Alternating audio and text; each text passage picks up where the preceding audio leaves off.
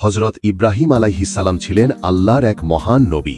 তার জীবনের গল্প শুরু হয় এক মূর্তি পূজার সমাজে, যেখানে মানুষ পাথর ও কাঠের তৈরি মূর্তিকে প্রভু মনে করে পূজা করত। কিন্তু ছোটবেলা থেকেই ইব্রাহিম সত্যের অনুসন্ধানী ছিলেন। তিনি মূর্তি পূজাকে কখনোই মানতে পারেননি। তার হৃদয় বলেছিল, যার হাতে ক্ষমতা নেই, যে নিজেদেরও রক্ষা করতে পারে না, তারা কিভাবে মানুষের প্রভু হতে পারে। একদিন তিনি তার বাবাকে বললেন, তুমি কেন এমন জিনিস পূজা করছো যেগুলো শুনতে পারে না, দেখতে পারে না, আর কোনো উপকারও করতে পারে না? তার বাবা রেগে গেলেন, কিন্তু ইব্রাহিমের ঈমান এবং সত্যের প্রতি দৃঢ়তা দিন দিন আরও শক্তিশালী হতে লাগল। একদিন শহরে একটি উৎসব হল। সবাই উৎসবে চলে গেলে ইব্রাহিম মূর্তিদের মন্দিরে প্রবেশ করলেন। সেখানে বড় বড় মূর্তি সাজানো ছিল। তিনি ভাবলেন, মানুষ এত বড় ভুল করছে, অথচ কেউ সত্য বুঝতে চাইছে না। তিনি তখন মূর্তি ভেঙে ফেললেন, শুধু সবচেয়ে বড় মূর্তিটিকে রেখে দিলেন। তারপর সেই বড় মূর্তির কাঁধে একটি কুড়াল ঝুলিয়ে দিলেন। শহরের লোকেরা যখন ফিরে এসে দেখল সব মূর্তি ভাঙা, তারা উত্তেজিত ও ভীত হয়ে পড়ল। তারা বলল, এটা তো সেই যুবক ইব্রাহিমের কাজ, যে আমাদের দেবতাতে নিয়ে কথা বলে। ইব্রাহিমকে ডেকে আনা হলো। তারা রাগে গর্জে উঠল, ইব্রাহিম, তুমি কি এগুলো ভেঙেছ? ইব্রাহিম শান্তভাবে বললেন, কেন বড় মূর্তিটিকে জিজ্ঞেস করছো না? ওই কুড়ালটা তার হাতে, যদি সে কথা বলতে পারে তাহলে তার কাছেই জিজ্ঞেস করো। তারা লজ্জা পেল, মাথা নিচু করে ভাবল, মূর্তি তো কথা বলতে পারে না। কিন্তু তারা সত্য স্বীকার না করে বরং আরও রেগে গেল। তারা বলল, ইব্রাহিমকে আগুনে পুড়িয়ে মারো, এমন আগুন তৈরি করো যেন কেউ কখনো বানায়নি। রাজা নিমরুদ ঘোষণা দিল, শহরের সবাই কাঠ আনবে।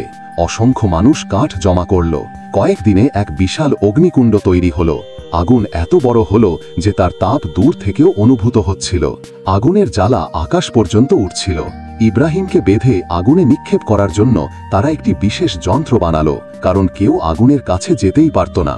সবাই দেখতে জড়ো হলো। আকাশ লাল, বাতাসে আগুনের শব্দ, মানুষের চিৎকার। এই ছিল ইতিহাসের সবচেয়ে ভয়ঙ্কর দৃশ্য।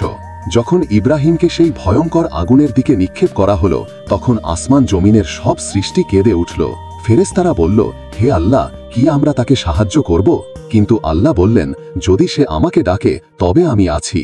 ইব্রাহিম আকাশের দিকে তাকিয়ে বললেন, আমার জন্য আল্লাহই যথেষ্ট, তিনি সেরা অভিভাবক। এই মুহূর্তে আল্লাহ আগুনকে আদেশ দিলেন, হে আগুন, তুমি ঠান্ডা হয়ে যাও এবং ইব্রাহিমের জন্য নিরাপদ হয়ে যাও। সঙ্গে সঙ্গে সেই জ্বলন্ত ভয়ঙ্কর অগ্নিকুণ্ড ঠান্ডা হয়ে গেল। ইব্রাহিম আগুনের মধ্যে শান্তভাবে বসে রইলেন। তার শরীরের একটি চুলও পুড়ে গেল না, যেন আগুন ফুলের বাগানে পরিণত হয়ে গেল। মানুষ বিস্ময়ে হতবাক। তারা দেখল, যে আগুন মুহূর্তে কাঠ গলিয়ে দেয়, সে আগুন ইব্রাহিমকে স্পর্শও করছে না।